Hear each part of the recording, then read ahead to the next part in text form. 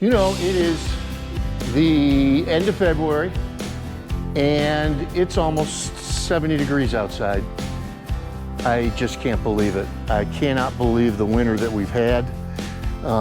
When it is nice, I like to try to walk the property just to see what's going on. And we're supposed to have winds today between 55 and 65 miles an hour gusts.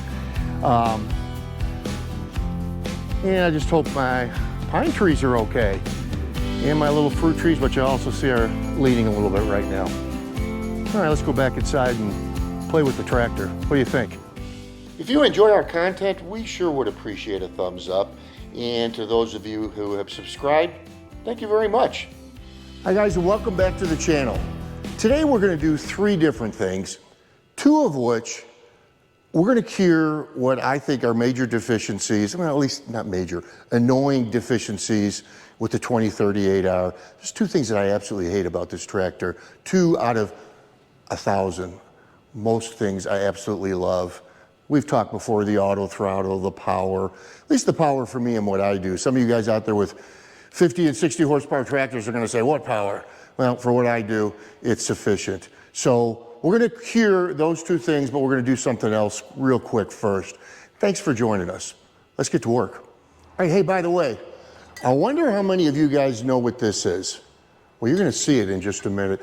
And as always, anything that you see in the video, any of the products that we use, if you'd like additional information, just put it down in the comments. I'll send you whatever information you have, the source for buying them, the price, part numbers, and what have you. All right, so let's do something.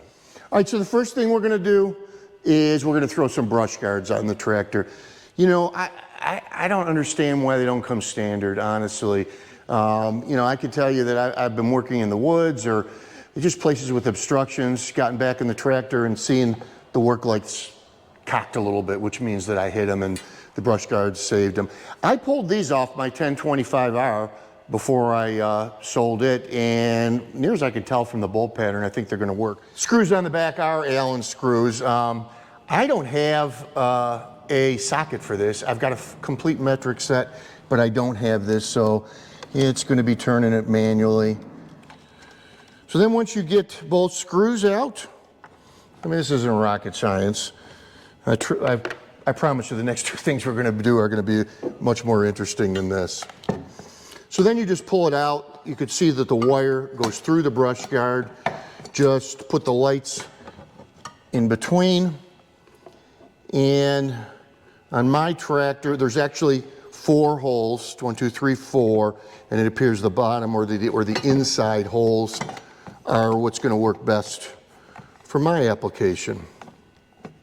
Again, I just don't understand why these things are not standard. You know, by the way, in one of our past videos, I had talked to you guys about just something that's really a passion of mine, which is the American farmer. I've been watching an awful lot of documentaries on what's happened, and I'm not going to preach other than just to say, support your farmer where and when you can.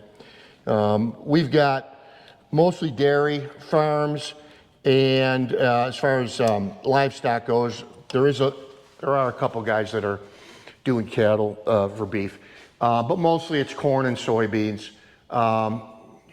Again, when you're in the grocery store, buy the locally grown.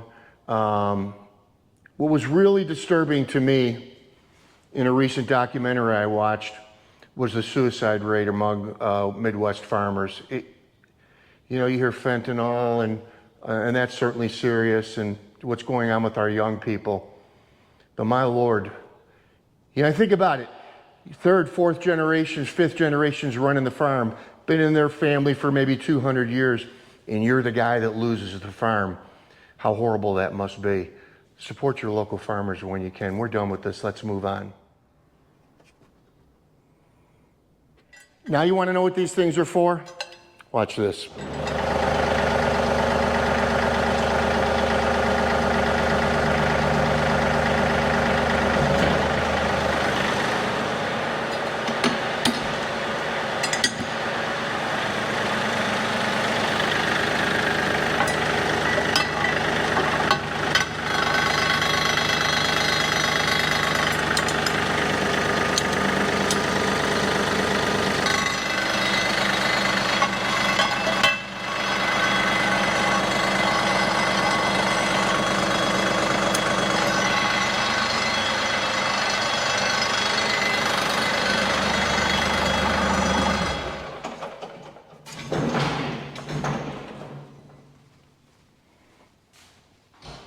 Isn't that cool? So these allow us to work under a raised bucket safely. I'm not a safety Sally, and I'm one that takes more chances than I should. But, working under this bucket while it's raised is, it's just stupid. So if you're interested in these, put down in the comments, show your interest, and I'll send you all the information on them. Super easy to use, as you saw.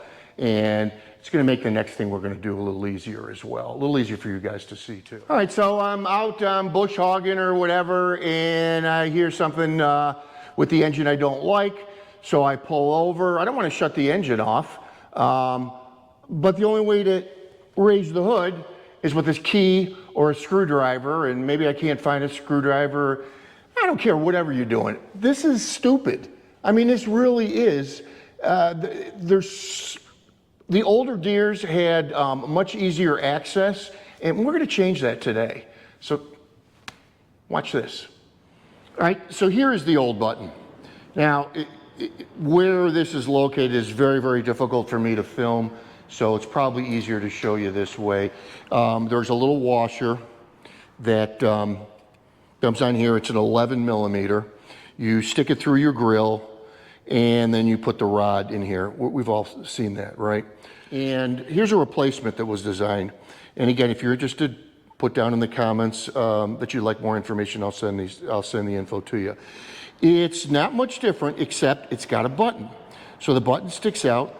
You just push the button when you want to engage that rod to be able to access the engine compartment. I mean, how simple is that? So let's throw this on. Now, you may have to enlarge the hole, the bottom hole in this. I had to, but believe me, it's worth it.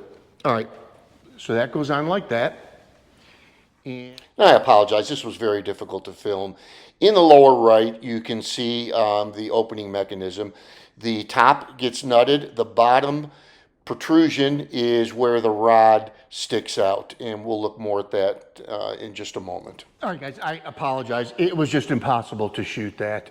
But again, very simple. Here's the button now. I push the button, and the hood's up. I mean, it's the way it's supposed to be, right? I mean, it just should not be that difficult.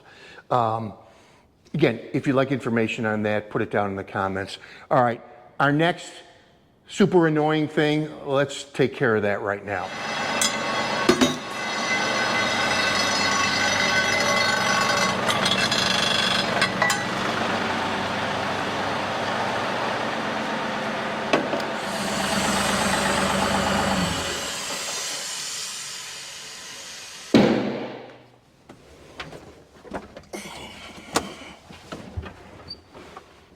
Did you catch that? As I'm getting in, look what's right here. Look, I love my John Deere, honest to God I do, but I just got to question this. I just don't get it. I mean, the 1025R is not like that. And if you go online, you will see and read about a host of guys that jumped in the tractor, busted the key off. And again, you could be 10 acres into a field that you're bush hogging, and you can't turn your tractor off, or maybe you can't restart it. Maybe you had stopped and you broke the key off, and now you're looking for some kind of pick. Look, there's an easier way. Here's the easier way. This is just so simple. I mean, I don't remember what I paid for this. I'm going to find out if you guys want more information on it. But it's just got some adhesive on the back, and pull the key out.